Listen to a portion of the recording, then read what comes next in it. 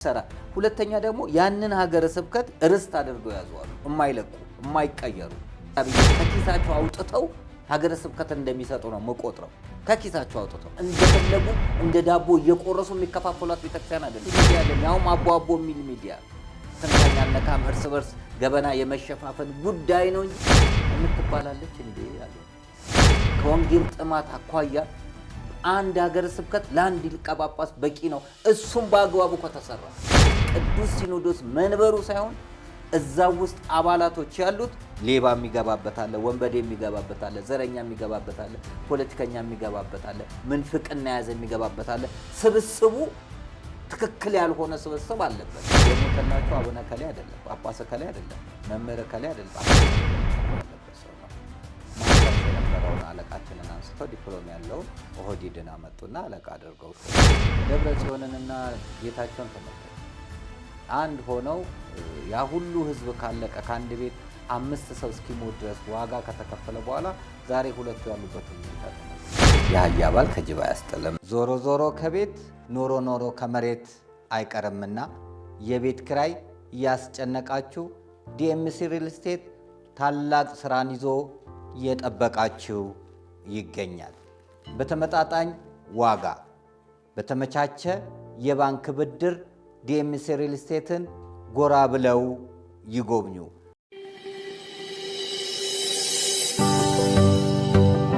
ከዲኤምሲ ቤት ለመግዛት ዛሬ ከነገ እያላችሁ የትላንት እድላችሁን ያልተጠቀማችሁ ሁሉ ታላቅ የምስራች አለን። አዎ ምስር ብሉ ለምትሉን ሁሉ የመጨረሻው ብሎክ ለሽያጭ ቀርቧል።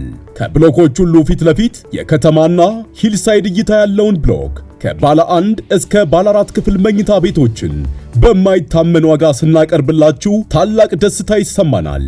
በካሬ 78000 ብር ጀምሮ የ8% ቅድመ ክፍያና 60% የባንክ አማራጭ ተመቻችቷል። ዲኤምሲ ሪል ስቴት አዎ አሁን ለነቃ ጊዜው አልረፈደም። ለቡ መብራት ኃይል የሚገኙትን ሳይቶች ከጎበኙ በኋላ ያለ ጥርጥር ደስታዬ እዚህ ይጀምራል ብለው ይቀራሉ። ለበለጠ መረጃ ከታች ባስቀመጥናቸው ስልክ ቁጥሮች ይደውሉ። እርግጥ ነው ደስታው እዚህ ይጀምራል። ይህ አስደሳች ዕድል እንዳያመልጦ ቀድሞ በመምጣት ይመዝገቡ።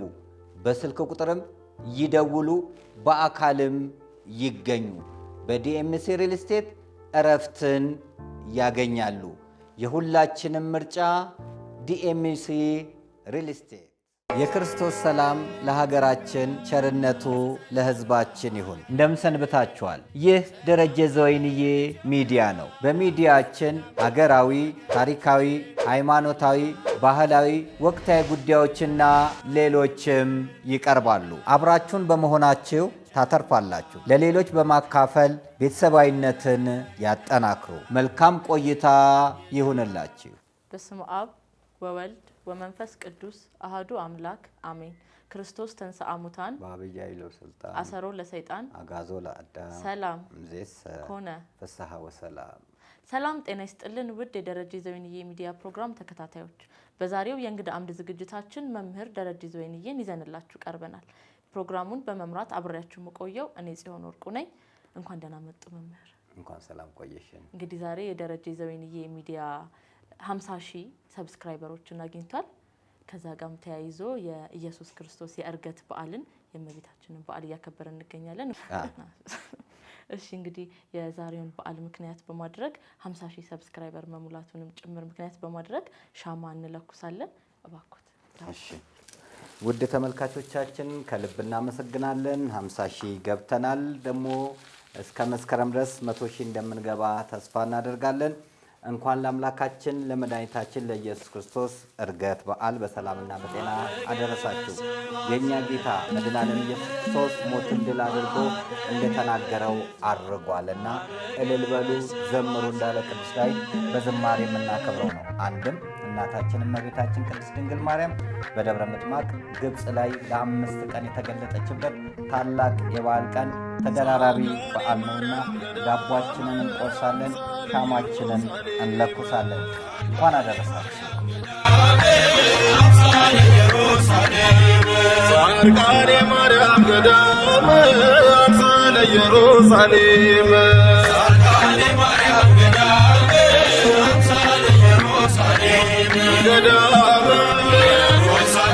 ዳቦ የሚገለበጥበት ምክንያት አበብዙኃን አብርሃም ይስሐቅን ሊሰዋበት ባለበት ሰዓት እንደ ራርተህ ከእግዚአብሔር ጋር እንዳትጣላ እንዳትተወኝ በጀርባዬ ደፍተህ እረደኝ ባለው መሰረት ዳቦውን ገልብጠን ዳቦ ይስሐቅም የክርስቶስ ምሳሌ ነውና በስመ አብ ወወልድ ወመንፈስ ቅዱስ አሐዱ አምላክ አሜን። ይትባረክ በስመ ሥላሴ።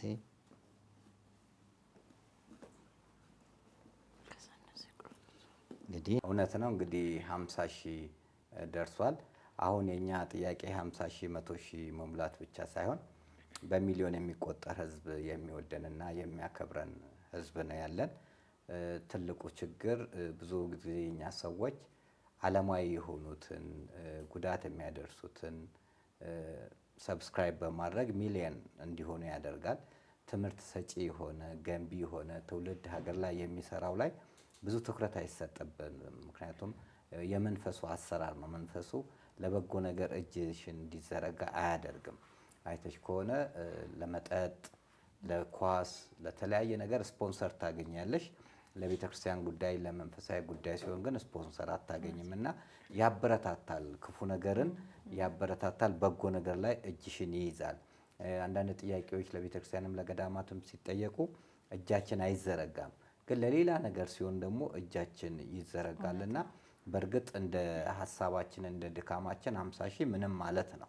ነገር ግን አሁን ካለው ሁኔታ አኳያ ግን ተመስገን ነው። እስከ መስከረም 100 ሺህ እንሞላለን ብለን እናስባለን። ከእግዚአብሔር ጋር እንሞላለን። መምህር ሰሞኑን እንግዲህ በማህበራዊ ሚዲያ ላይ የሚሰራጩ በርካታ ጉዳዮች አሉ። ከዛ ውስጥ አንደኛው የቅድስት ቤተክርስቲያናችን የርክበ ካህናት የቅዱስ ሲኖዶስ ውሳኔ አንደኛው ነው። ከዛ በመቀጠል የፓስተር ዮናታን አጓጉልና ክብረ ነክ የሆኑ ንግግሮችን በጣም በሶሻል ሚዲያ ላይ እየተዘዋወሩ ይገኛል። ከዛ በመቀጠል የዶክተሮች የዳቦ ጥያቄና የተሰጣቸው ግብረ መልስም ህዝቡን ቁጣ ያስነሳ ጉዳይ ነው። በአጠቃላይ አሁን ላይ ሀገራችን ላይ እየተፈጠሩ ያሉ እና ወጣቱ ያለበት ሁኔታ ተስፋ መቁረጥ፣ በሱስ መደበቅ፣ አሁን ላይ ያሉት ደም መፋሰሶች፣ ስደት እንዲሁም በህገ ወጥ መንገድ ወደ ሌላ ሀገር መሰደድ ወጣቱ ላይ ከፍተኛ የሆነ ተጽዕኖ እያመጣ ያለ ጉዳይ ነው። ከዚህ በተጨማሪ ደግሞ ሳምንት እንግዲህ ሰኔ ጾም ይገባል፣ ወይም ከ7ቱ አጽዋማት አንዱ የሆነው የሐዋርያት ጾም ይገባል። ከሱ ጋርም ተያይዞ አንዳንድ ሀሳቦችን እናነሳለን። መልካም ነው እንግዲህ አንዳንድ እያለን እንሄዳለን እና ቅድሚያ በመጀመሪያ የቅዱስ ሲኖዶስ እንሂድ። ከቅድስት ቤተክርስቲያናችንን ጀምር። መልካም ነው። ቅድስት ቤተክርስቲያናችን በአመት 2 ጊዜ ሲኖዶስ ስብሰባ አለ። ጥቅምትና ርክበ ካህናት ማለትም ትንሣኤ በሆነ በ25ኛው ቀን ረቡዕ የሚሆን ስብስብ ነው። ያው ከዚህ በፊትም ተናግረናል። ርክበ ማለት የካህናት ስብስብ ማለት ነው። ቅዱስ ጴጥሮስን ለሶስተኛ ጊዜ ለሐዋርያቶች በተገለጠበት ሰዓት ለቅዱስ ጴጥሮስ በጎችን ጠብቅ፣ ግልገሎችን ጠብቅ፣ ጠቦቶችን ጠብቅ ብሎ ቃል ያስገባውበት ጊዜ ነውና በዛ ምክንያት የካህናት የጳጳሳት ስብስብ ተብሎ የሚጠራ ነው። እንግዲህ በዘንድሮ በተደረገው የርክበ ካህናት ወይም የቅዱስ ሲኖዶስ የግንቦቱ ስብሰባ ውሳኔ የተደሰትንባቸውን ቢኖሩ በአብዛኛው ግን ምእመናኑ ያዘነበት ውሳኔ ነው ያየነው። ሁለተኛ የሆነ ጥሰቶች ከዚህ በፊትም ቀኖና ጥሰት ተደርጎ ሲመቶች ሲካሄዱ አይተናል። አሁንም ቤተክርስቲያንን የጎዱትን ሰዎች ሲሾሙ አይተናል። እንካ ሲሆን አይተናል እና በእንደዚህ ጉዳይ በጣም ውስጣችን በብዙ ሰዎች እንደተጎዳው የኛም ተጎድቷል። ስሜታችንንም በተለያየ መልኩ ገልጠናልና ተስፋ እንዳታደርጊ ነገን እንዳትናፍቂ የሚያደርግ ነው። እዚህ ላይ አንዳንዶቹ እንዴት አባቶችን ትናገራላችሁ? ቅዱስ ሲኖዶስ አይሳሳትም የሚል አስተሳሰብ አላቸው። አዎ ቅዱስ ሲኖዶስ አይሳሳትም፣ ግን ቅዱስ ሲኖዶስ መንበሩን ነው ቅዱስ የምንለው መንበሩን ነው እንጂ ሰዎቹ ቅዱሳን ናቸው አትልም ቤተክርስቲያን። አሁን ቅዱስ ፓትርያርኩ ብቸኛ ቅዱስ ተብሎ የሚጠሩ ናቸው። ሌሎቹ ብፁዕ ነው የሚባሉት። ቅዱስ ፓትርያርኩ ቅዱስ ናቸውና ንስሐ አባት አያስፈልጋቸውም ግን ቤተክርስቲያን አትልም። አይሳሳቱም፣ ኃጢአት አይሰሩም ብላ ቤተክርስቲያን በፍጹም አትናገርም። ለምሳሌ ቅዱስ እስጢፋኖስ የምንለውና ቅዱስ እከሌ የምንለው አንድ አይደለም። ገብቶሻል? እነዛ ጽላት የተቀረጸላቸው ቤተክርስቲያን የታነጸላቸው ገድል የተጻፈላቸው እግዚአብሔር ያጸደቃቸው ቅዱሳን ስለሆኑ በቅድስነታቸው በአማላጅነታቸው የምንጠቀም ነው። እነዚህንም ብፁዕ ብለን ስንጠራ ብጽዕና ማዕረጉ ነው እንጂ የዛን ስራ ይሰራሉ ተግባራዊ ያደርጋሉ ማለት አይደለም። መንበሩ ግን ቅዱስ ስለሆነ ፓትርያርክ ቢያርፍ አንድ ቀን መንበር በባዶ አያድርም፣ ወዲያውኑ ይተካል። ልክ ባለፈው እንደተደረገው አቡነ ጳውሎስ በረከታቸው ይደርብን ባረፉበት ሰዓት የአሩሲው አቡነ ናትናኤል ያሰላው ወዲያው ነው በእድሜ አንጋፋ የሆኑት መንበር ባዶ አያድርም አቃቢ መንበር ሆነው የተቀመጡት እንጂ እዛ ላይ ያሉት የሰዎች ስብስብ ስህተት አይሰሩም ማለት አይደለም። ስህተትማ ሰርተው ቀኖና ጥሰዋል። ስህተትማ ሰርተው በዘር ሾመዋል። ስህተትማ ሰርተው ሙሰኛ የሆኑት ቤተክርስቲያን ላይ ሲፈነጩ እያዩ እየተመለከቱ ቁጭ ብለዋል። ስለዚህ ስህተት አይሰሩም ማለት ሳይሆን ስህተት የሆኑት መታረም ያለባቸው ይታረማሉ። ቤተክርስቲያን ሲኖዶስም ሳይኖር የኖረችበት ጊዜ ነው። ሲኖዶስ የተቋቋመው በቅርብ ነው። ከዛ በፊትም ከግብፅ ጳጳሳት እየመጡ እየተሰራ ነበር። ነገር ግን አስተዳደራዊ አሰራሩ ትክክል ያልሆነው ትክክል አይደለም የማለት መብት አለሽ። መንበሩን ሳይሆን እየተናገርሽ ያለሽው መንበሩ ላይ ተቀምጦ የሚሰሩትን ሰዎች ነው። መልአከ ኃይል የተባለ ሰው እውነት ኃይል አለው ወይ ብለሽ ልትይ ማዕረጎቹና ሰውየው የሚያደርጋቸው ስራዎች አብሮ ላይሄድ ይችላል።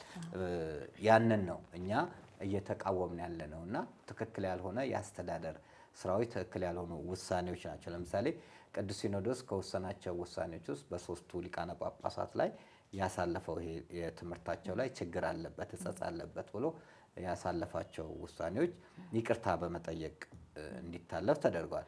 ከነዚህ ውስጥ እንግዲህ ብፁዕ አቡነ ሉቃስ እመቤታችን ላይ የተናገሩት ነገር፣ ብፁዕ አቡነ በርናባስ እና ብፁዕ አቡነ የቅድስት ሥላሴ መንፈሳዊ ዩኒቨርሲቲ የበላይ ጠባቂ ፕሬዝዳንት የሆኑት ብፁዕ አቡነ ፊሊጶስ ነው። ከነዚህ ውስጥ ስናይ ሶስቱም ይቅርታ ጠይቋል የሚል ተነግሮናል። እኔ የማየው ብፁዕ አቡነ ፊሊጶስ ስህተት ተሳሳቱ እንጂ ጥፋት አይደለም። ከፍቅራቸው የተነሳ ዳህጸ ልሳን ሶስቱም ወንጌላውያን ናቸው። ዳህጸ ልሳን ነው እንጂ ያንን ነገር ሳያውቁት ቀርቶ ነው ብዬ አይደለም አስበው እና የእሳቸው ሁለቱ ግን በዓላማ ያደረጉት ነው። ብፁዕ አቡነ ባርናባስ ከድሮም ጀምሮ ምንፍቅና ሲያካሂዱ የነበሩት እኚህም ብፁዕ አቡነ ገብርኤልም እንዳደነግጡ እያሉ አምነውበትና አስበውበት ያደረጉት እንጂ ዳህጸ ልሳን የሆነ አይደለም። ስለዚህ ምን ይደረጋል? ነገሮች እንዳይባባሱ በቃ እናንተ ይቅርታ በሉ ተብሎ ይኬዳል። ስለዚህ ነገ እነዚህ ሰዎች ከዚህ የበለጠ ብዙ ስራ ይሰራሉ ብዬ እጠብቃለሁ። በጣም የሚታለፉ ነገሮች አይደሉም። አዎ ቀኖና ሊሰጣቸው ይገባ ነበረ። በፍጹም አይደለም። በይቅርታ የሚታለፍ ነገር አይደለም። እኛ ቤት ምን አለ መሰለኝ እንካ ለንካ ነው። በቃ ይሄን ተውት። ስለዚህ ነው አሁን ተመልከቺ፣ ሀገረ ስብከት ላይ መስራት ትልቅ ስራ ይጠይቃል። እንኳን አንድ ሀገረ ስብከትን ማስተዳደር አይደለም አንድ ደብርን ማስተዳደር ከባድ ነው። በልማት ማሳደግ አለብሽ። በስብከተ ወንጌል ማሳደግ አለብሽ። ህዝቡን በማፋቀር ለስጋው ደግሞ እንዲበቁ በማድረግ ሰንበት ትምህርት ቤትን በማደራጀት ትልቅ ስራ መስራት አለብሽ። አንድ ደብር ላይ አንድ ሀገረ ስብከት በስሩ ስንት ገዳማትና አብያተ ክርስቲያናት አሉ፣ ስንት ምእመናን አሉ፣ ስንት የተዘነጉ ገዳማትና አድባራቶች አሉ።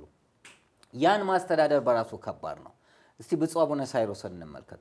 ብፁዕ አቡነ ሳይሮስ የጠቅላይ ቤተ ክህነት ዋና ስራ አስኪያጅ።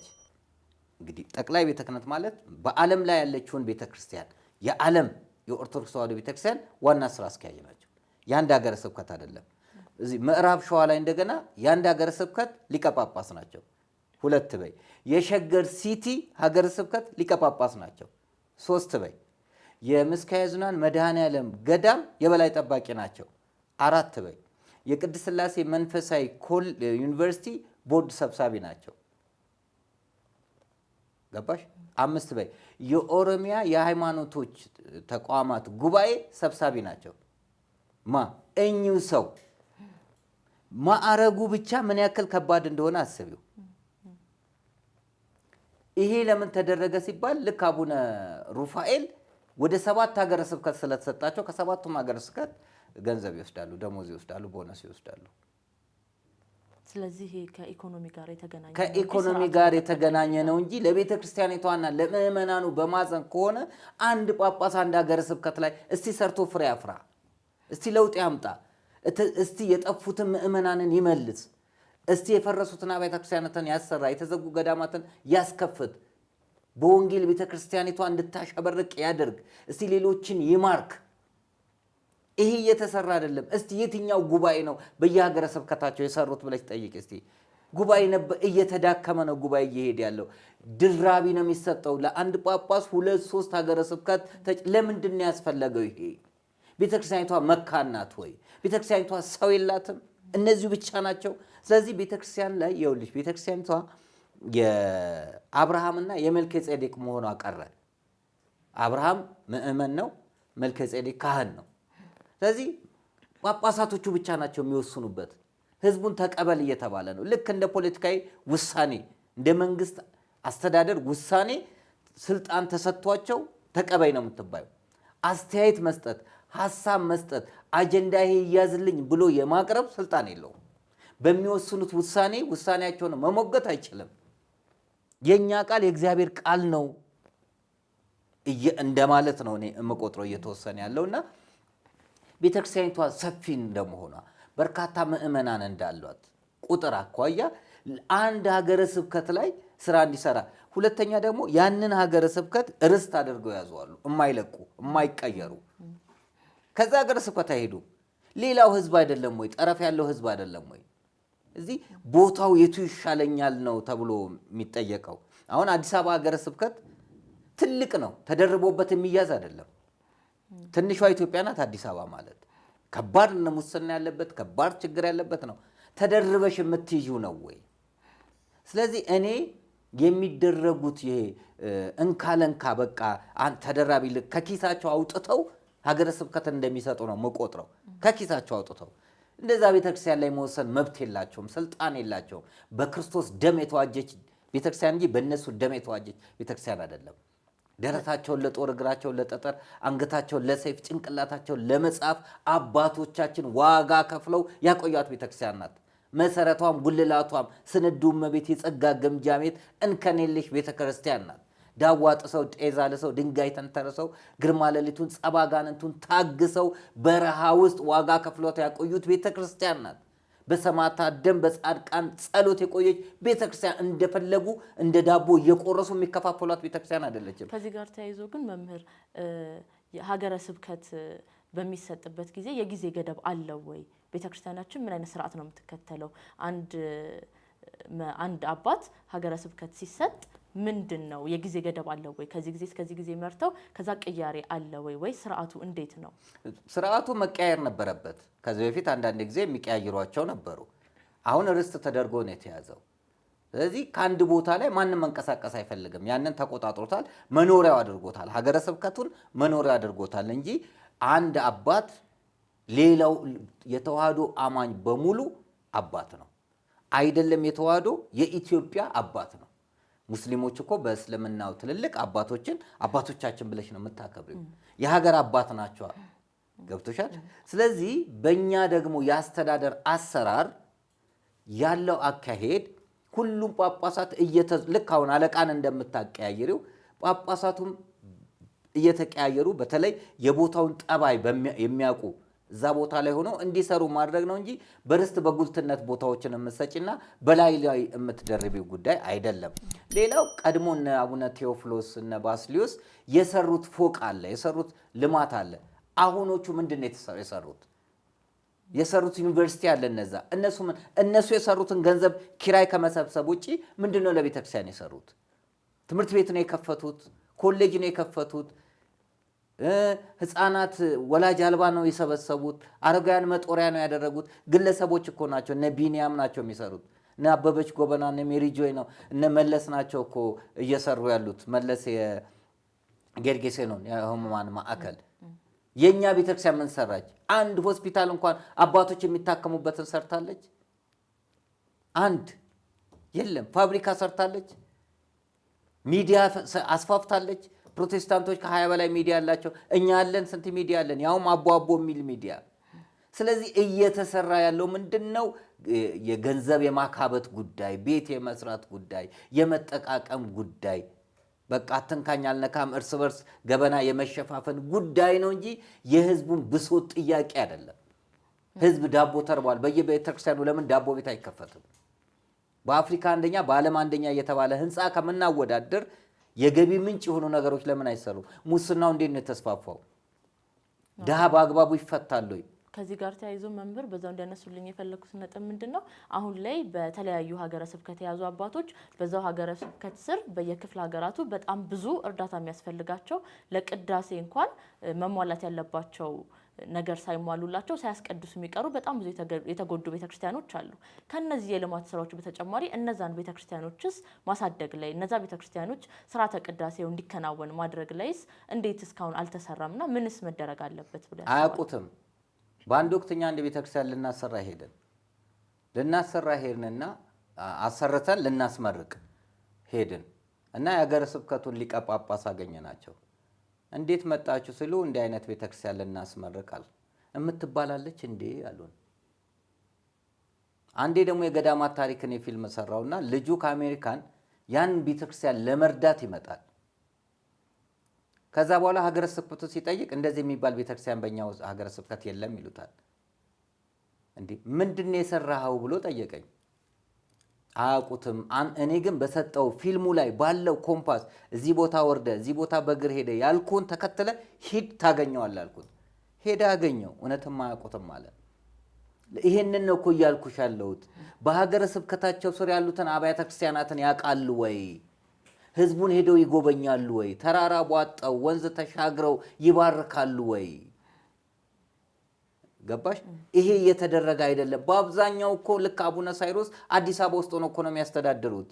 በፊትም አሁን የበለጠ ተመቸላቸው። ምንድነው በፊት የሰሩት? ከአዲስ አበባ ወጥተው ሄደው በምዕራብ ሸዋ የነበሩትን ያደርጋሉ ወይ? አያደርጉም። ስለዚህ እነሱ የሚፈልጉትን በፖለቲካውም በዘርም በምንም እየተቧደኑ ፖለቲካ በነገራችን ላይ ፖለቲካ በራሱ እኮ ችግር አይደለም። የፖለቲካ አፈጻጸሙ ነው ችግር። ልክ ገንዘብ በራሱ ችግር አይደለም። አንዳንዱ ሰው ገንዘብ የኃጢአት ስር ነው ይላል። ገንዘብ አይደለም የኃጢአት ስር። ገንዘብን መውደድ የክፋት ሁሉ የደም ስር ነው ይላል። ገንዘብን መውደድ እንጂ ገንዘብ በራሱ አይደለም። ገንዘብማ ትገለገይበታለሽ። የምታምሪበት እኮ በገንዘብ ነው። እህል ገዝተሽ የምትበይው፣ ቤት ሰርተሽ የምታድሪው፣ መኪና ገዝተሽ የምታሽከረክሪው በገንዘብ ነው። ነገር ግን ገንዘብን መውደድ ጣዖት ይሆንብሻል። ክርስቶስም ተፈትኖ ድል ያደረገው አንዱ ፍቅረ ንዋይ ስለሆነ ገብቶሻል። ፖለቲካውም የፖለቲካ ሳይንሱ አፈጻጸሙ በራሱ ችግር አለው። ሰው ፖለቲካ እንዲጠላ ተደረገ። የሃይማኖት አባቶች ከፖለቲካ ነፃ መሆን መቻል አለባቸው። ነገር ግን የሃይማኖት ሰዎች ፖለቲከኞች መሆን የለባቸውም አይደለም ጥያቄው። አባቶች ከፖለቲካ ነፃ መሆን አለባቸው። ለምን? ፖለቲካ ሽኩቻ ነው፣ ሹመት ነው እንጂ ፑቲን የቤተክርስቲያን ሰው አይደል እንዴ? ከቤተክርስቲያን እኮ የወጣ ሰው ነው። ያን አይደለም።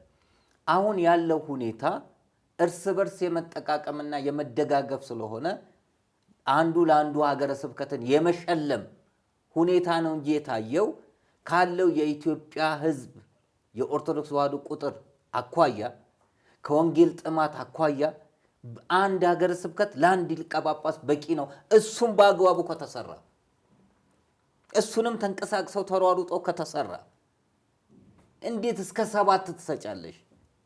ምን ማለት ነው? ይሄ እኮ ማለት ቤተክርስቲያኒቷን መግደል ነው። ተዟዙሮ ወንጌል ማስተማር የለም። ይሄ ፍጹም እየተወሰነ ያለው ስህተት ነው። ቅዱስ ሲኖዶስ መንበሩ ሳይሆን እዛው ውስጥ አባላቶች ያሉት ሌባ የሚገባበት አለ፣ ወንበዴ የሚገባበት አለ፣ ዘረኛ የሚገባበት አለ፣ ፖለቲከኛ የሚገባበት አለ፣ ምንፍቅና ያዘ የሚገባበት አለ። ስብስቡ ትክክል ያልሆነ ስብስብ አለበት። ያ እንዴት ብዬ ነው ቅዱስ ነው ብዬ የምቀበለው? እንዴ በይቅርታና ሐዋርያቶች መካከል እኮ ይሁዳ አለ። ቅዱስ እግዚአብሔር ወልድ አጠገብ ይሁዳ አለ።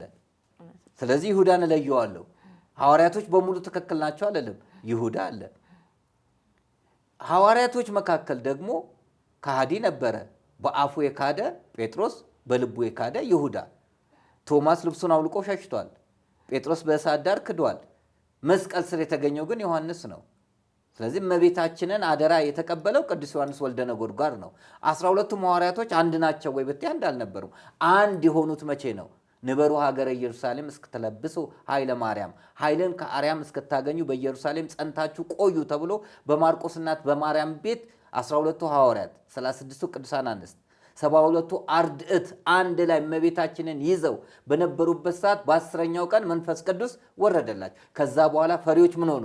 ደፋሮች ሆኑ እንጂ ከዛ በፊት ቶማስ ተጠራጥሮ ናና ችንካር ውስጥ አስገባ ተብሎ እጁ ተኮማትሮ የለ እንዴ? ኤማውስ መንገደኞች ሲያወሩ የነበሩት ክርስቶስ አብሯቸው እያለ ሉቃስና ቀለዮጳ። ስለዚህ መንፈስ ቅዱስ እስኪወርድላቸው የነበረው ጽናታቸውና ከዛ በኋላ መንፈስ ቅዱስ ከወረደላቸው በኋላ እንዴ ናትናኤል እኮ ተሰቅሏል፣ ጴጥሮስ እኮ ቁልቁል ተሰቅሏል፣ እነ ጳውሎስ እኮ አንገታቸውን ለሰይፍ ሰጥተዋል፣ ብዙ መከራ አይተዋል፣ ቆዳቸው ተገፏል። አምነው ነበር ያደረጉት እንኳን ሊፈሩ። ስለዚህ ለእኔ በመንፈስ ቅዱስ ተቃኝተው ያሉ ጠንካራ አባቶች እንዳሉ ሁሉ ሁሉም ናቸው አይደለም፣ ግን ቤተክርስቲያኒቷን አሳልፈው የሚሸጡ የደም ነጋዴዎች አሉበት። ስለዚህ እንደዚህ አይነት አካሄዶች አግባብነት የላቸውም እና የተወሰኑ ውሳኔዎችን እኔ በአብዛኛው ኢቭን አጀንዳው በራሱ በአብዛኛው ቤተክርስቲያኒቷን የሚወከል አጀንዳ አይደለም። ግን ከመጠቅለሉ በፊት አሁን አባቶቻችን ማንኛውም ሰው እንደሚሳሳተው ሁላችንም ስህተት እንፈጽማለን። አባቶቻችንን በሚሰሩት ስህተት አሁን ላይ ያለው ወጣት ደግሞ ታሪኩን ከማንበብ እምነቱን ከመመርመር አንጻር ካሉት ሶሻል ሚዲያ ምናምን ብዙ የምንጠቀማቸው ነገሮች አሉና ከሱ አንጻር ጎበዞች አይደለንም እና አሁን አባቶች እንደዚህ ስህተት በሚፈጥሩበት ሰዓት በጣም ብዙ ወጣቶች ወደ ሌላ እምነት የመሄድ እድላቸው ሰፊ ነው። እንደምናየው እየሄዱም ነው ያሉት እና እስኪ ለወጣቱስ ምን ይመክራሉ? ሀሳቦትን ከመጠቅለሉት በፊት ብዬ ነው። መልካም ይኸውልሽ፣ እንግዲህ ከፍጥሯን እመቤታችን ቅድስት ድንግል ወላዲተ አምላክ ብቻ ናት ያልተሳሳተችው። ንጽሕት ናት፣ ኃጢአት በፍጹም ያልነካት፣ የአዳም የውርስ ኃጢአት ያልነካት እመቤታችን ቅድስት ድንግል ማርያም ናት። ድቀት አዳም ያልደረሰባት ድንግል ወላዲተ አምላክ ናት።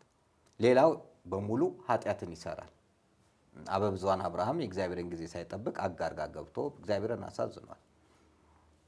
ዳዊት ቤርሳቤ ጋር ደርሶ ኦሪዮንንም አስገድሏል። ሰለሞንም እንደዛው። ኃጢአትን ያልሰራ የለም። ሶምሶምንም ብታይ በጸጉሩ ኃይል ድል የሚያደርገው ሶምሶም፣ ናዝራዊ ሶምሶም እግዚአብሔርን አሳዝኗል። ደሊላ ጋር ገብቶ ጸጉሩን አስላጭቷል። ስለዚህ ዛሬም ደሊላ ጋር ሄደው ጸጉራቸውን ያስላጩ፣ ጸጋቸውን ያስገፈፉ ብዙዎች አሉ። ኃጢአትን ማንም አይሰራም ብላ ቤተክርስቲያን አታምንም። ለዚህ ነው ቅዱስ ፓትርያርኩ ብዬ ምሳሌ ሰጠውሽ። ሰው ናቸውና ይበደላሉ፣ እግዚአብሔርን ያሳዝናሉ። ስለዚህ ንስሐ አባት ያስፈልጋቸዋል። የኛ ጥያቄ ግላዊ ኃጢአትን በተመለከተ አይደለም፣ ግላዊ በደልን በተመለከተ አይደለም፣ አስተዳደራዊ በደልን ቀኖናዊ ጥሰትን ነው እየተቃወምን ያለ ነው። ትክክል አይደለም። በዘር ላይ የተንተራሰ ሹመት መሰጠት የለበትም። ለፍርድ መቅረብ የሚገባቸው ሰዎች መሾም የለባቸውም። ቤተክርስቲያኒቷን ያደሙ ጥቁር እንዲለብስ ያደረጉ ሰዎች እንደገና በማዕረግ ላይ ማዕረግ መሰጠት የለበትም። ይሄ አካሄዳችሁ አግባብነት የለውም። ሁለተኛ የህዝብን አጀንዳ አይደለም የያዛችሁት፣ የህዝብን ብሶት አይደለም የያዛችሁት። ህዝብ ምንድን ነው የሚፈልገው በዚህ ሰዓት የሚለውን አይደለም የያዛችሁት።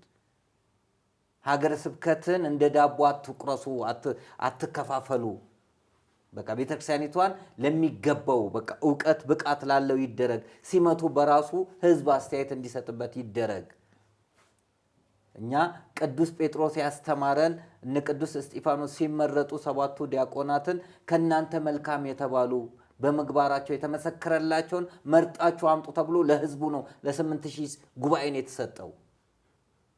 ህዝብ አስተያየት በጳጳስ ላይ እንዲሰጥ አልተደረገም። ያኖረው ያሳደገው ማህበረሰብ ያን ሰው ጠንቅቆ ያውቀዋል።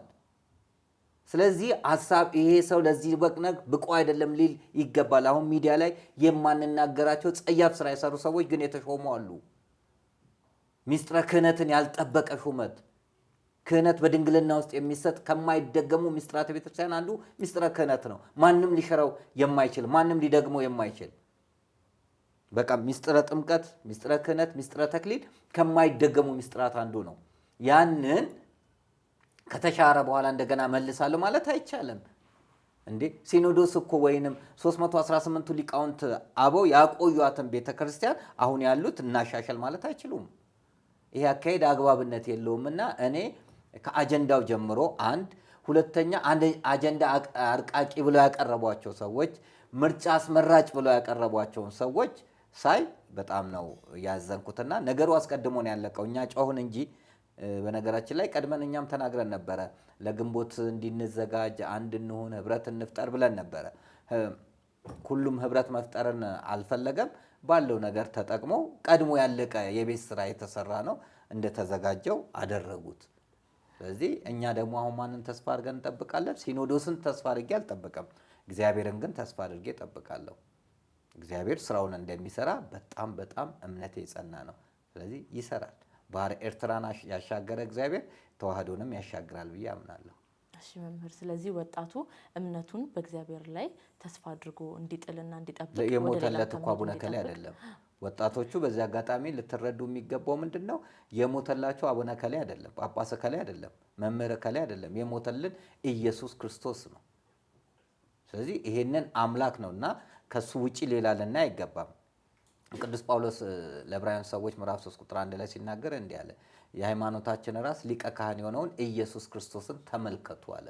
ልትመለከችው የሚገባው ኢየሱስ ክርስቶስን ነው። ቅዱስ ዳዊትም ሲናገር እግዚአብሔርን አንዲት ነገር ለመንኩት እርሷንም እሻላለሁ፣ ለዘላለም በቤቱ እኖር ዘንድ መቅደሱንም እመለከት ዘንድ አለ። የሚመለከተው መቅደሱን ነው እንጂ ካህኑን አይደለም። ስለዚህ ቤተክርስቲያን የኖህ መርከብ ምሳሌ ናት። በኖህ መርከብ ውስጥ ደግሞ ሰውና እርግብ ብቻ አልነበሩም፣ ውሻና እባብም ነበሩ። ስለዚህ አሁንም ወደ ቤተክርስቲያን ሲመጡ እንደ ውሻ የሚናከሱ እንደ እባብ የሚናደፉ አይጠፉም። የመርከቧ ጠባቂ ኖህ እንደነበረ ሁሉ የቤተክርስቲያን ራስ ኢየሱስ ክርስቶስ አለና መርከቧ ብትነዋወጽም አሰምጥም። ስለዚህ ከመርከቧ ሊወርዱ አይገባም። ከመርከቧ ከወረዱ ሞት ነው የሚጠብቃቸው። ማንን መጠበቅ አለባቸው? ኢየሱስ ክርስቶስን መጠበቅ አለባቸው ነው የምለው። እሺ መምህር፣ ሁለተኛው ሀሳባችን ምንድን ነው? ፓስተር ዮናታን አግባብ የሌለው ንግግር በሚዲያ ላይ እየተናገረ ይገኛል እና ይሄ ህዝብን በዚህ ልክ የመናቅ ህዝብን የመሳደብ ሁኔታ እንዴት ያዩታል? በህግ ደረጃ ሲያስጠይቅም ወይ? ከዚህ ጋር ተያይዞ ደግሞ ዶክተሮቹ የጠየቁት ጥያቄ ትክክለኛና ግብረ መልስ ሊሰጣቸው የሚገባ ትክክለኛ ግብረ መልስ ሊሰጣቸው የሚገባ ጥያቄ ሆኖ ሳለ እንደዚህ መቀለጃ መሆንስ ነበረባቸው ወይ? መልካም እንግዲህ ያው ዮናታን አስተዳደጉም ነው። ስለዚህ ያው ልጆች የወላጆቻቸው ውጤቶች ናቸው።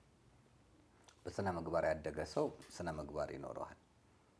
ድሃ ሆኖ የድሃ ሆኖ አድጎ ድሃን መናቅና ድሃን ጉንዳን ነው ማለት በጣም የነውር ጥግ ነው።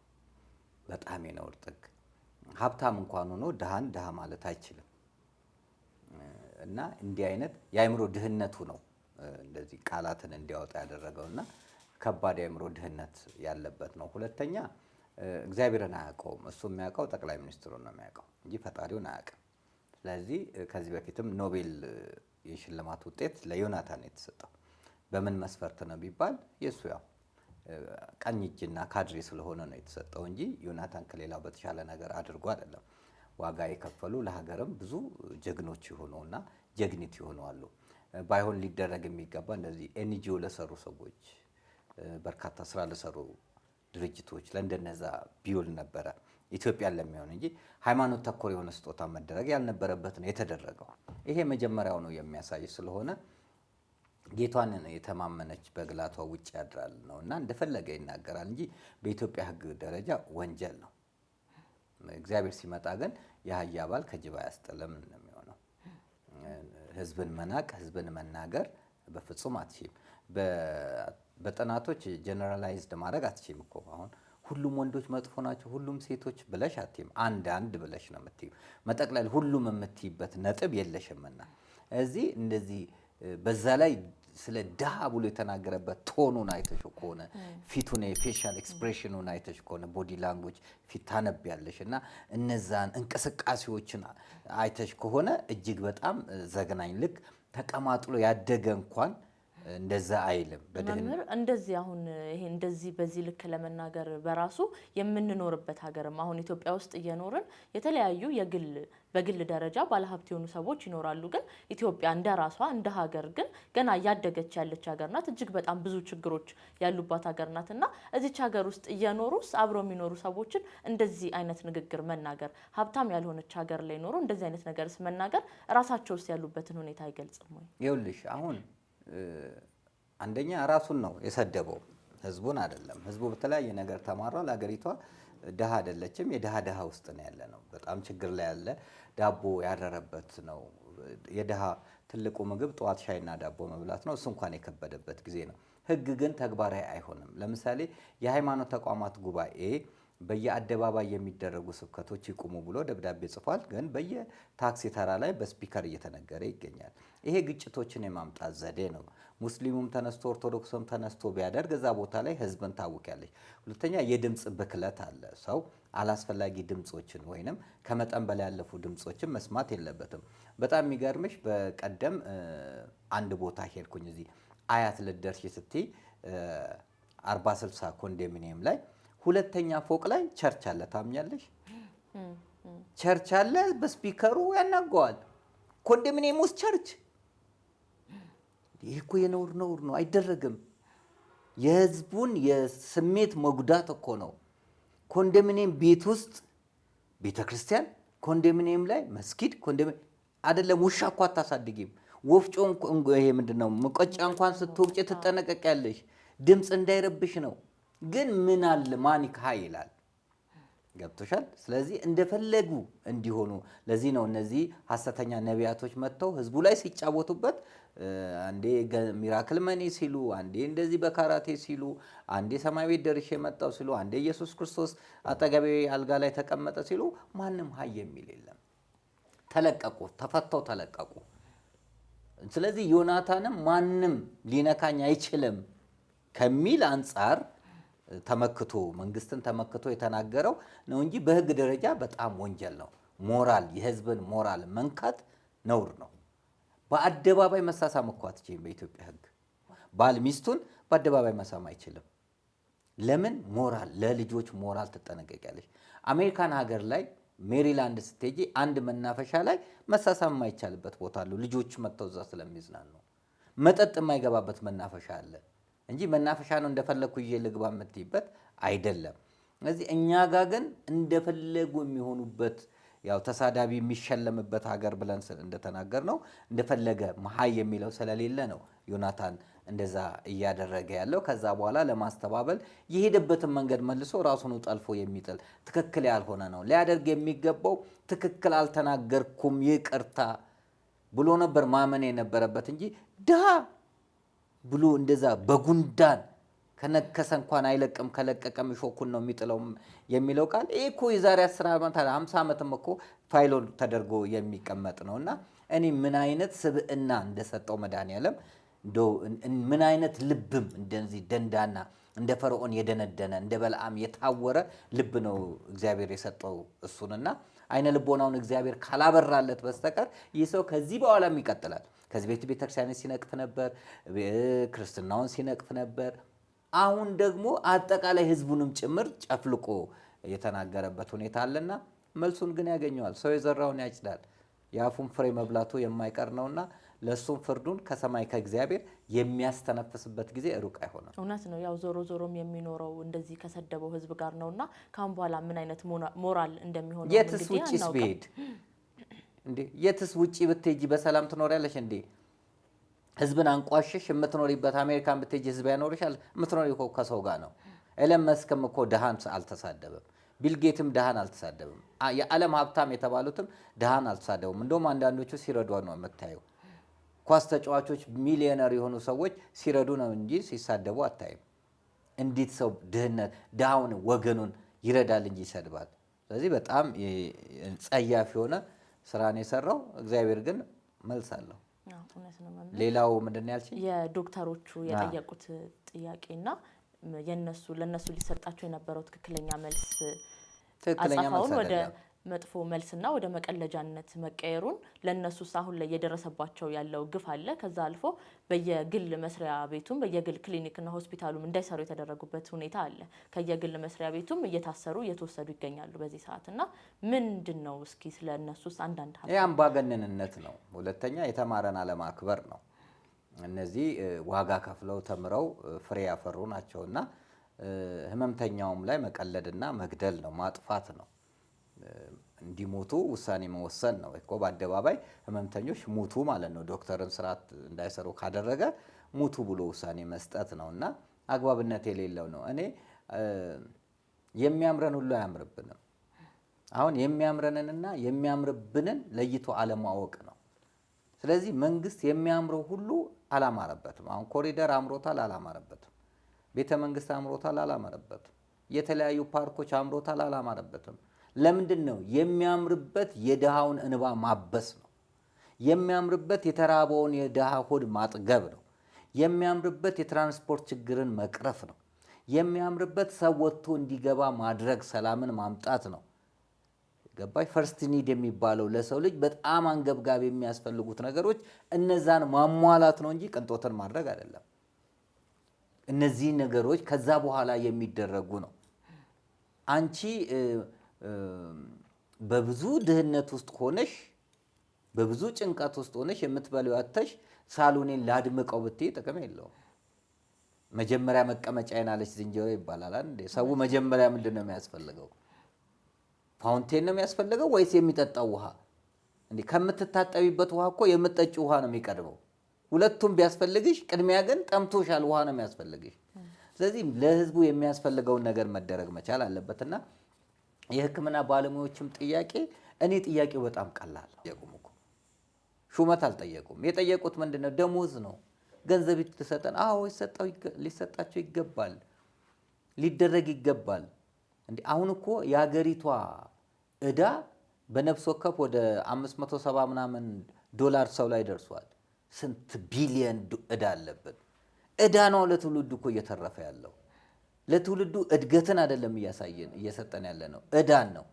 ስለዚህ በዚህ ወቅት በተለይ ሕክምናው እንኳን ገጠር አይደለም ከተማ ውስጥ እንኳን ከባድ በሆነበት በዚህ ሰዓት ለመታከም እኮ በጣም ከባድ ነው።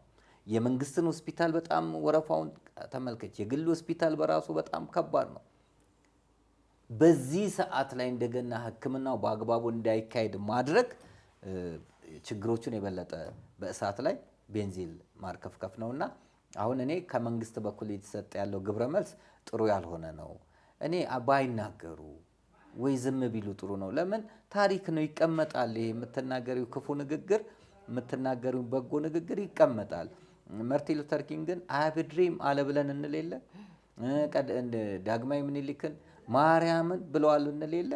ስለዚህ እነዚህ ነገሮች ዛሬ ያኔ እንደውም ቴክኖሎጂው እንዲህ ባልነበረበት ሰዓት ነው። አሁን ግን ቴክኖሎጂው ባለበት ሰዓት ላይ የበለጠ ማስረጃ ሆኖ ይቀመጣልና እኔ ታሪካችንን ባናቆሽሽ ነገን ባናበላሸው መልካም ነው ላለው። እኔ የሕክምና ባለሙያ ጥያቄ የፖለቲካ ጥያቄ ሳይሆን የዳቦ ጥያቄ፣ የማንነት ጥያቄ ስለሆነ ሊከበሩ ይገባል። ጥያቄያቸውም ሊመለስ ይገባል። በኃይል መልስ ማምጣት አትችም። በመሳሪያ መልስ ማምጣት አትችም። በማሰር በመግረፍ መልስ ማምጣት አትችም። በተለይ እንደዚህ አይነት ኃላፊነት ላይ ያለውን ሰዎችን፣ መምህራኖችን፣ ወታደሮችን ደሞዛቸው ማደግ አለበት ነው የኔ። ድሮም አሃዱ ሬዲዮም ላይ ስንነጋገር የነበረው በተለያዩ ሚዲያዎችም ላይ ስንነጋገር የነበረው።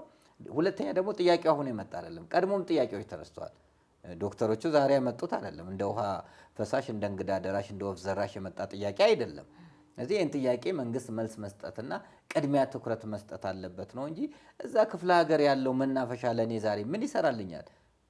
ደብረ ዘይት ደርሼ መምጣት እያቃተኝ ህዝቡም የናፈቀው አሁን እኮ መናፈሻ አይደለም፣ መዝናኛ አይደለም። ህዝቡ የናፈቀው አሁን ምግብና ሰላም ነው። ስለዚህ ሰላምን ማግኘት አለበት፣ ከዛ ምግብን ማግኘት አለበት። እዚህ ላይ ነው መንግስት ከፍተኛ ስራ ሊሰራ የሚገባው ብዬ ነው ማምነውና እኔ ጥያቄዎቹ በአግባቡ አልተመለሱም። የተመለሱት ጥያቄዎችም በራሱ ችግር የሆኑ ጥሩ ያልሆኑ ጥያቄዎች መልስ ነው የተመለሰው። እውነት ነው መምህር። እስኪ እንደ መጨረሻ ማጠቃለያ ሁሉንም ሀሳቦችና ከዚህ ጋር ተያይዞም ደግሞ ወጣቱ አሁን ላይ ያለበት ሁኔታ አሁን ያሉት በጣም ብዙ ክራይሲሶች አሉ በትምህርት በስራ እና ደግሞ እዚህም ላይ ተደርበው ሀገራችን ላይ የሚፈጠሩ በጣም ብዙ ችግሮች አሉ። በየክፍለ ሀገራቱ አሁንም ድረስ የሚሞቱ አሁንም ድረስ የሚፈሱ ደሞች አሉና ወጣቱ ላይ በጣም ከፍተኛ የሆነ የሞራል ዝቅጠት እየደረሰበት ይገኛል። በዚህም ተያይዞ ደግሞ በጣም ወደ ስደት በህገወጥ መንገድ ወደ ስደት የሚሄዱበት መንገድ ከፍተኛ ነው። ሊቢያ ላይ እየታሰሩ አሁንም ድረስ እየተገደሉ እየታገቱ ወላጆች ከፍተኛ ገንዘብ የሚጠየቁበት ነው። ገንዘቡንም ከፍለው እንኳን ልጆቻቸው የማይመለሱበትና በዛው የሚሞቱበት ሁኔታ ነው ያለውና እስኪ ለወጣቱ ምክርም አንዳንድ ነገር በሉ። መልካም እንግዲህ ያው በእግዚአብሔርና በኢትዮጵያ ተስፋ መቁረጥ የለብሽም። መቼም ይሁን መቼ እነዚህ ጨለማ እንደሚያልፍ ማመን መቻል አለብሽ እና መሰደድ መፍትሄ አይሆንም። አገር ላይ ሆኖ ወደ እግዚአብሔር መጮሁ ነው። አዎ ስራ ዲግሪ ይዞ ስራ የሌለው ብዙ ሰው አለ። በቤተ ክርስቲያንም እንዲሁ እኮ ነው። የቅኔ የዱጋ መምህር ሆኖ ሊስትሮ ታገኛለሽ ሰው ስለሌለው። ስለዚህ እነዚህም ሰው ስለሌላቸው ስራ ያጡ ሰዎች ብዙዎች አሉ። እኔ እኮ ስራዬን የለቀኩት አንዱ ማስተርስ የነበረውን አለቃችንን አንስተው ዲፕሎም ያለውን ኦህዲድን አመጡና አለቃ አድርገው ሾሙብንና ወዲያው እኔን ከማዕድን ተቆጣጣሪ ነበርኩኝ ከአፈር እስከ ወርቅ ምስራቅ ሸዋ ላይ ማዕድን ኢንስፔክተር ሆኜ እቆጣጠራለሁ። ኢንስፔክተር ማለት ተቆጣጣሪ ማለት ነው እንጂ መቶ አለቃ ማለት አይደለም። አንዳንዶች ከእውቀት ነፃ የሆነው ከውትድርና ጋር ያያይዙታል። ኢንስፔክት ቁጥጥር ነው፣ ኢንስፔክተር ደግሞ ሰውየው ተቆጣጣሪ ማለት ነው። እና ከአፈር እስከ ወርቅ ኬላ ላይ እንቆጣጠር ነበረ እና ስቶር ኪፐር አድርጎ መደበኝ። እኔ ያለሁት በማዕድን ቁጥጥር ስር ነው እና ሻሸመኔ ላይ ስቶር ኪፐር አድርጎ አይ በቃ በገዛ ፈቃድ 10 ዓመት ከሰራው በኋላ ለቀኩኝ። አላስፈላጊ ሹመቶች ናቸው የሚሰጡት ለሌሎች። በፖለቲካ ነው የሚሾሙት በዘር በፖለቲካ ስለሆነ እና እውቀት ያላቸው ዲግሪ ይዘው ማስተርስ ይዘው ዶክተር ሆነውም ስራ ያላገኙ ብዙዎች ስላሉ መሰደድን ይመርጣሉ። እና መሰደድ ምርጫ ባይሆን ሀገር ላይ ዋጋ መክፈሉ ቢሆን ነገ አዲስ ቀን እንደሚመጣ ማመን መቻል አለብን። ለቤተሰቦቻቸው እንዳልሽው ሊቢያ ላይ ብዙዎች ይደውሉልናል፣ እየተሰቃዩ ነው ያሉት። መልካም ነገር የለም። እንኳን ተሰደሽ አይደለም በህጋዊ መንገድም አሜሪካንም አውሮፓም ያሉ ነዋሪዎች እኮ እየተሳቀቁ ነው ያሉት። አሁን በትራምፕ ሁኔታ አሜሪካን ያሉ ኢትዮጵያኖች ይሳቀቃሉ። ነገ ጠዋት አንዱ ተነስቶ ይውጡልን ውጡ የሚል ነገር ይመጣል እያሉ በጣም የሚሳቀቁ ዜግነትን ያልያዙ ሰዎች የሚሳቀቁበት ሁኔታ አለና እነዚህ ነገሮች ቢቆሙ መልካም ነው። ሁለተኛ በቃ እግዚአብሔርን መማጸንና መጠየቁ የሚያዋጣው እሱ ብቻ ነው ብዬ ነው የማስበው። ይኸውልሽ አንዳንዴ ይሄ የፖለቲካ ሁኔታ ቁማር ነው፣ በጣም ከባድ ነው። ለማ መገርሳና አብይ መንታ እስኪመስሉ ድረስ ነበሩ ያን የሚንቀሳቀሱትና ለማ መገርሳ አቦ ለማ ምንድን ያለው ሞት ነው የሚለያየን አለ። ሞት ሳይመጣ ተለያዩ። ፖለቲካ እንደዚህ ነው። ይሄም ብቻ አይደለም። ፕሮፌሰር ብርሃኑ ነጋና ልደቱ አያሌውን እንደገና ደግሞ ያቺ ምርጫ ቦርድ የነበረችው ሴቷ ብርቱካን ሚደቅሳ እንግዲህ ያኔ እነሱ ሳይቀናጁ ህዝቡን አስፈጁት። አንድ ሆነው ሚዲያ ላይ ይጮሁ ነበር። ዛሬ ብርሃኑ ነጋና ልደቱ አያሌውን ተመልከች ምን ያክል ባላንጣ ሆነው እንዳሉ። ደብረ ጽዮንንና ጌታቸውን ተመልከች። አንድ ሆነው ያ ሁሉ ህዝብ ካለቀ ከአንድ ቤት 5 ሰው እስኪሞት ድረስ ዋጋ ከተከፈለ በኋላ ዛሬ ሁለቱ ያሉበትን ሁኔታ ተመልከች። ስለዚህ ፖለቲካ ቁማር ነው። ለምን ፖለቲካውን ቁማር አደረጉት እንጂ ፖለቲካው በራሱ ቁማር ሆኖ አይደለም። መጠቀሚያ ያደረጉት ህዝቡን መጠቀሚያ ያደረጉትና ጥሩ ያልሆኑ ነገሮች ነው የሆኑት። ስለዚህ የማይከዳ የማይተው የማይሸሽ እግዚአብሔር ነው። የኢትዮጵያ አምላክ እግዚአብሔር ደግሞ ኢትዮጵያን አይተዋትም። ስለ ቅዱስ ዳዊት ብሎ እስራኤልን እጋርዳታለሁ ኢየሩሳሌምን እጋርዳታለሁ ያለ አምላክ ስለ ድንግል ማርያም ብሎ ስለ አቡነ ተክለ ሃይማኖት ስለ አቡነ ሲኖዳ ብሎ ኢትዮጵያን ይጋርዳታል ብዬ ስለማመን በፍጹም በኢትዮጵያዊነትና በእግዚአብሔር ተስፋ ሳይቆርጡ መሰደድ የለባቸውም። በሃይማኖትም መሰደድ የለባቸውም። ከሃይማኖትም በረት መውጣት የለባቸውም። እኛን ተመልክተው አባቶችን ተመልክተው ደካሞችን እኛን ተመልክተው ከቤተክርስቲያን መራቅ የለባቸውም። በቤተክርስቲያን ውስጥ ነው። ቅዱስ ጴጥሮስ ደብረ ታቦር ላይ በዚህ መኖር ለኛ መልካም ነው እንዳለ በቤተክርስቲያን መኖር ለኛ መልካም ነውና ፈተናውንም በጎንም ተቋቁመን ልንቀጥል ይገባልና ወጣቱ በአባቶችም በአሰራሮችም ተስፋ በእኛም በአገልጋዮች ተስፋ መቁረጥ የለበትም። ከቤተክርስቲያን መውጣት የለበትም። ከሀገርም መሰደድ የለበትም። ይሄ የዘረኝነት ዘመን ያልፋል። ይሄ የጨለማ ዘመን ያልፋል። ይሄ የመፈነቃቀል የመገዳደል ዘመን ያልፋል። አዲስ ቀን ይመጣል። አይተሽ ከሆነ የኛ መጨረሻ ላይ ምን እንላለን? እኛ በትላንትናና በነገ መካከል ያለን ዛሬ ነን። ዛሬ ላይ ሆነን ነገን በበጎ ነገር እንገንባ። ነገ አዲስ ቀን ነው። ቀኑም ደግሞ ደስ ይላል ነው አይደል የምንለው? ነገ አዲስ ቀን ነው። ለኢትዮጵያ ብርሃን ይሆናል። ሰንደቅ ዓላማዋ ከፍ ብሎ ይውለበለባል። ኢትዮጵያ በደማቅ ቀለም ትጻፋለች። በፓስፖርት ወደ ኢትዮጵያ የሚገባበት ጊዜ ሩቅ አይሆንም። ስለዚህ አርብ ላይ ነው መከራው። አርብ ላይ ያቆማል። 9 ሰዓት ላይ ተፈጸመ እንዳለ አርብ ላይ ከአርብ በኋላ መከራ የለምና ይህችን ዕለተ አርብን ታግሰን ማለፍ ስላለብን ከሀገርም ከሃይማኖትም መሰደድ የለብንም እላለሁ። እሺ መምህር ደረጀ ዘወይንዬ እጅግ በጣም አድርገን እናመሰግናለን። በመጨረሻም ግን ቀረ የሚሉት መተላለፍ ነበረበት የሚሉት ሀሳብ ካሉ ተባክሩት። እንግዲህ ያው በጸሎታቸው ያስቡን። እግዚአብሔር ፊት በጸሎት በሚቆምበት ሰዓት ኃይለ ማርያምን አስበው ብለው ያሳስቡልን፣ እመብርሃንን ይማጸኑልን ነው የምንለው። ለቆምንበት ዓላማ ከጀርባችን ምንም አይነት ፖለቲካ የለም። ፖለቲካውንም ስለማንፈልገው ፖለቲካ መጥፎ ነው ማለት ሳይሆን እኛ ፖለቲካ ውስጥ ገብተን መስራት ስለማንፈልግ የማንም የፖለቲካ ሐሳብንም ስለማናራምድ ቤተክርስቲያን ስትጎዳ፣ ድሃ ሲበደል፣ ፍርድ ሲጓደል ግን ዝም ማለት ስለማንችል ህሊናችን ስለሚጮህ ስለሚወቅሰን ነው እየወጣን የምንናገረው እንጂ የመናገር ሱስ ኖሮብን አይደለም። ስለዚህ እግዚአብሔር አንደበታችንን እንዲቆጣጠር፣ ህይወታችንን እንዲቆጣጠር፣ መግባት መውጣታችንን እንዲቆጣጠር በእግዚአብሔር ፊት በጸሎት ያሳስቡን ነው የምንለው። ሚዲያችን እንዲሰፋ፣ ሚዲያችን እንዲያድግ፣ ለብዙ ሰዎች እንዲዳረስ እኔ ሰብስክራይብ አድርጉ ማለት አልነበረብንም። ስለ እውነት በቃ ምንድነው ዓላማው ብለው ተረድተው ለሌሎቹ አንዳንዶቹ ሲጽፉ ያለው ይሄን ሚዲያ እናሳድግ፣ ይሄን ሚዲያ ሰብስክራይብ እናድርግ ሲሉ እናያለንና የሌሎችንም የኛን ብቻ ሳይሆን በጎ የሚያደርጉትን ማሳደግና ማበረታታት እንዲሻሻሉ ማድረግ ጥሩ ነው ብዬ አስባለሁ።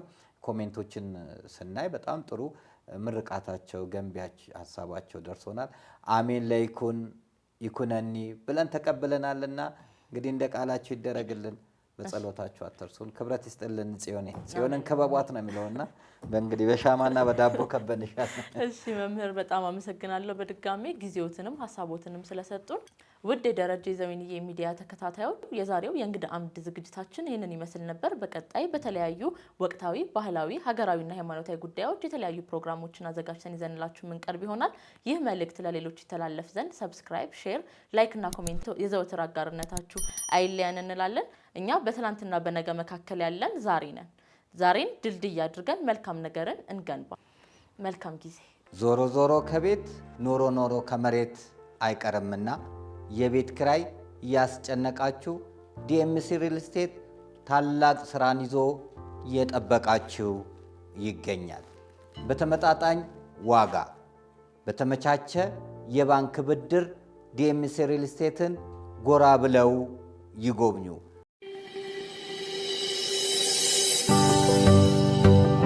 ከዲኤምሲ ቤት ለመግዛት ዛሬ ከነገ እያላችሁ የትላንት ዕድላችሁን ያልተጠቀማችሁ ሁሉ ታላቅ የምስራች አለን።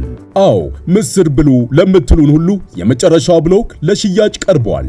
ከብሎኮች ሁሉ ፊት ለፊት የከተማና ሂልሳይድ እይታ ያለውን ብሎክ ከባለ 1 እስከ ባለ 4 ክፍል መኝታ ቤቶችን በማይታመን ዋጋ ስናቀርብላችሁ ታላቅ ደስታ ይሰማናል።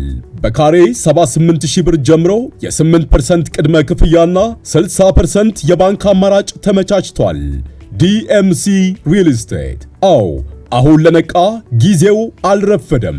ለቡ መብራት ኃይል የሚገኙትን ሳይቶች ከጎበኙ በኋላ ያለ ጥርጥር ደስታዬ እዚህ ይጀምራል ብለው ይቀራሉ። ለበለጠ መረጃ ከታች ባስቀመጥናቸው ስልክ ቁጥሮች ይደውሉ። እርግጥ ነው ደስታው እዚህ ይጀምራል። ይህ አስደሳች ዕድል እንዳያመልጦ ቀድሞ በመምጣት ይመዝገቡ። በስልክ ቁጥርም ይደውሉ፣ በአካልም ይገኙ። በዲኤምሲ ሪል ስቴት እረፍትን ያገኛሉ። የሁላችንም ምርጫ ዲኤምሲ ሪል ስቴት። እኛ በትላንትናና በነገ መካከል ያለን ዛሬ ነን። ዛሬ ላይ ሆነን ነገን በበጎ ነገር እንገንባ። ነገ አዲስ ቀን ነው፣ ቀኑም ደግሞ ደስ ይላል። ደረጀ ዘወይንዬ ሚዲያ፣ ኢትዮጵያዊ ማንነት።